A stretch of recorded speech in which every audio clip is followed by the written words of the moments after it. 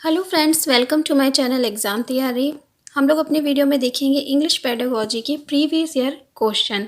इसको देखने से एक तो आपकी प्रैक्टिस हो जाएगी, ऊपर से जो पुराने टॉपिक्स हैं उनका आपका रिवीजन भी हो जाएगा, क्योंकि इसमें मैंने सब टॉपिक से क्वेश्चंस लिए हैं और आने वाले वीडियो में भी मैं सभी टॉपिक से मिक्स क्वेश्चन लूँगी। तो आइए देखते हैं question. Which of this is the goal of communicative approach, यानी कम्युनिकेटिव अप्रोच का इन सब में से क्या गोल होता है। ऑप्शन ए है अप्रोप्रिएटनेस, बी है एक्सेप्टेबल लैंग्वेज, सी है फ्लुएंसी और डी है ऑल ऑफ द अबव।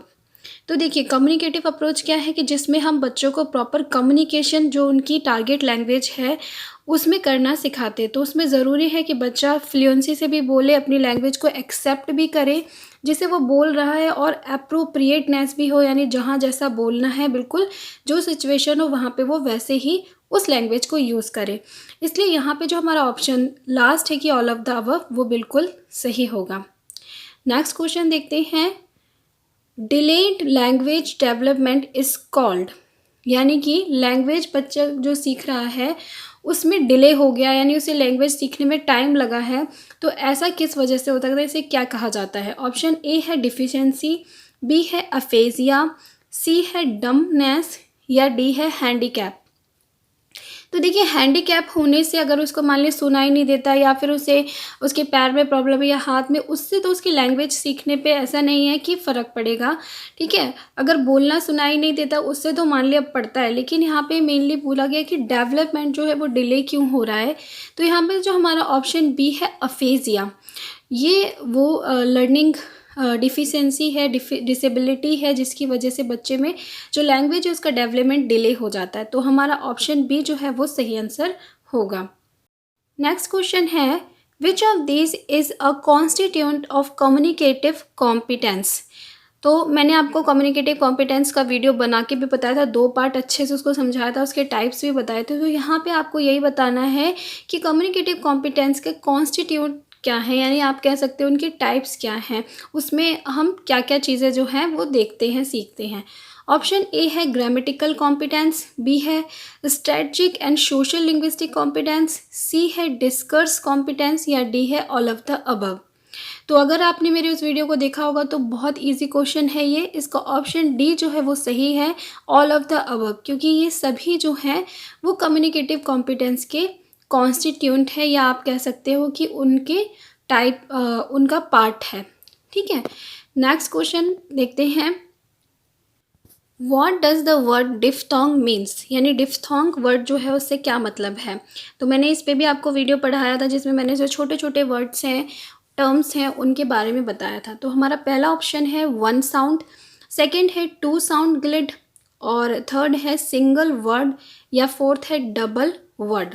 तो देखिए, डिफ्थोंग क्या होता है। डिफ्थोंग एक ऐसा वर्ड होता है जिसमें कि 2 वॉवल्स जो होते हैं वो एक साथ आते हैं। ठीक है, तो 2 वोवल्स की साउंड एक साथ आती है, जैसे कि एग्जांपल के लिए कॉइन, तो कॉइन की COIN, तो इसमें ओ और आई क्या है, एक साथ आए हैं।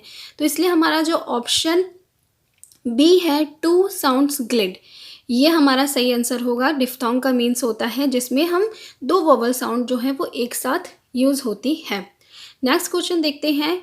In present era English language teaching is facing, यानी प्रेजेंट इरा यानी अभी जो समय चल रहा है हमारा, वहाँ पे इंग्लिश लैंग्वेज की टीचिंग में क्या फेस करना पड़ रहा है।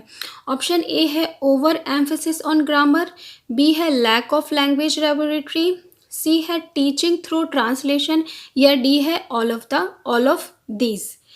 तो देखिए, हमारा जो इसका सही आंसर होगा वो होगा डी, ऑल ऑफ दीज, क्योंकि अभी जो समय में इंग्लिश पढ़ाई जाती है उसमें क्या है, ग्रामर पे उतना ज़्यादा ध्यान, ओवर एम्फेसिस यानी ग्रामर पे बहुत ज़्यादा ध्यान दिया जाता है, और जो ट्रांसलेशन मेथड है उससे ही पढ़ाने पे ज़ोर दिया जाता है। और लैंग्वेज लेबोरेटरी जो होती है उसका तो बहुत लैक है, आप लोग में से बहुत से लोगों को पता भी नहीं होगा। ठीक है, नेक्स्ट क्वेश्चन है हमारा, हाईली रियलेबल टेस्ट इज़, यानी किस प्रकार का जो टेस्ट है उसको आप सबसे बहुत ही ज़्यादा रियलेबल बोलोगे, बहुत ज़्यादा विश्वसनीय बोलोगे। ऑप्शन ए है ऑब्जेक्टिव टाइप, बी है इजी टाइप, सॉरी एसे टाइप, सी है ट्रू एंड फॉल्स, और डी है नन ऑफ दीज। तो हमारा जो ऑप्शन फर्स्ट है ऑब्जेक्टिव टाइप, ये हमारा आंसर सही होगा। क्योंकि आपने देखा होगा कि मोस्टली जितने भी कॉम्पिटिटिव एग्ज़ाम होते हैं उसमें बच्चों की नॉलेज को चेक करने के लिए ऑब्जेक्टिव टाइप टेस्ट को ही लिया जाता है, क्योंकि इसे रिलेबल माना जाता है, क्योंकि इसमें कुछ सटीक जो आंसर है वो दे दिए जाते हैं जो कि सबके लिए सही होंगे, सबके हिसाब से वही आंसर सही होते हैं। ठीक है, तो इसलिए बहुत ज़्यादा इसे रिलेबल माना जाता है, इसीलिए सबसे ज़्यादा इसका यूज़ भी किया जाता है।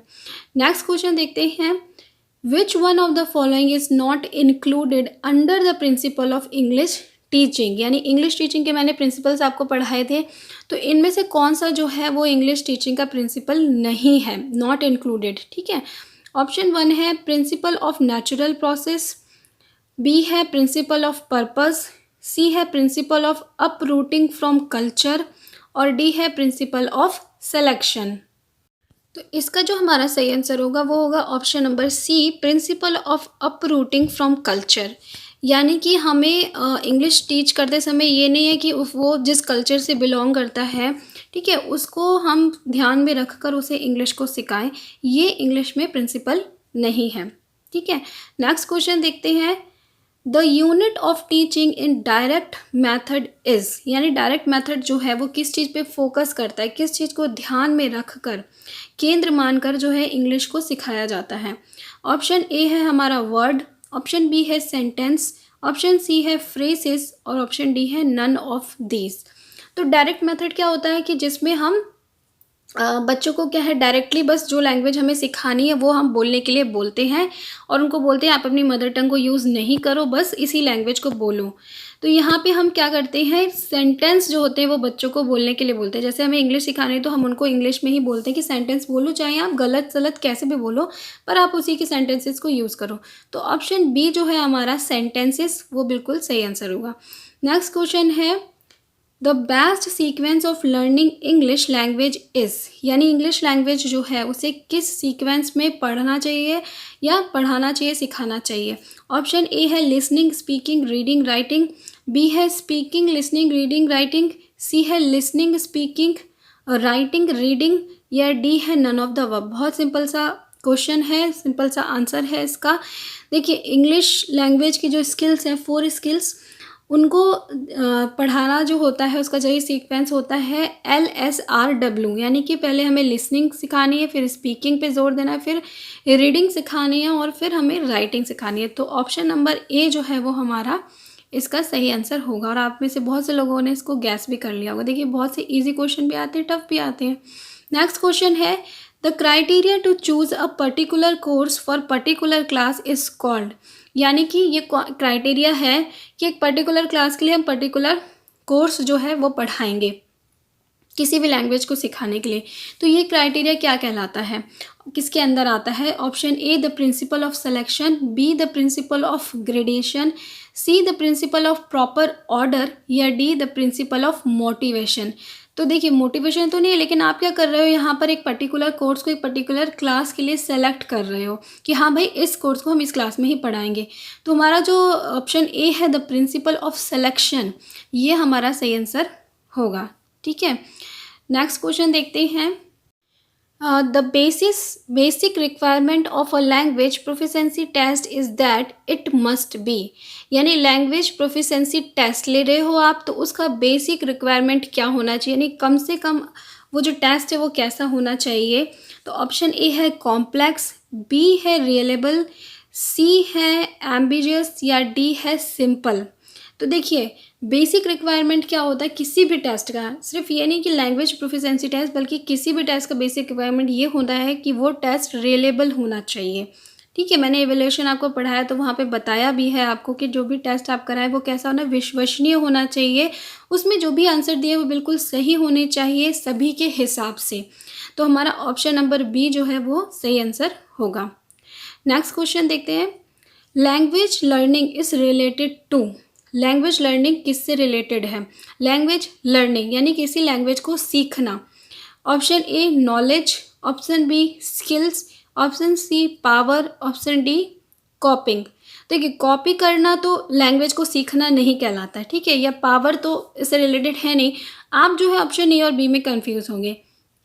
तो लैंग्वेज लर्निंग की बात की गई है यहाँ पे। नॉलेज क्या है? ज्ञान। वो तो हमें हर चीज़ से मिलता है, ऐसा नहीं है ना सिर्फ लैंग्वेज से मिलता है। हम जो भी कुछ भी पढ़ेंगे हमें ज्ञान मिलेगा। लेकिन प्रॉपरली अगर हम लैंग्वेज लर्निंग की बात कीजिए तो लैंग्वेज लर्निंग में हम क्या सीखते हैं? उसकी स्किल्स को सीखते हैं। जो लिसनिंग, स्पीकिंग, रीडिंग, राइटिंग जो स्किल्स हैं उनको सीखते हैं हम, और उनके थ्रू हम लैंग्वेज को सीखते हैं। तो हमारा ऑप्शन बी जो है स्किल, वो बिल्कुल सही आंसर होगा। तो आज के लिए बस इतने ही क्वेश्चन। आई होप अच्छे लगे होंगे आपको क्वेश्चन, ज़्यादा से ज़्यादा आप लोगों ने सही भी किए होंगे और आपका रिवीजन भी हुआ होगा। तो प्लीज़ वीडियो को लाइक कीजिएगा। मिलती हूँ आपसे नेक्स्ट वीडियो में, तब तक के लिए बाय बाय।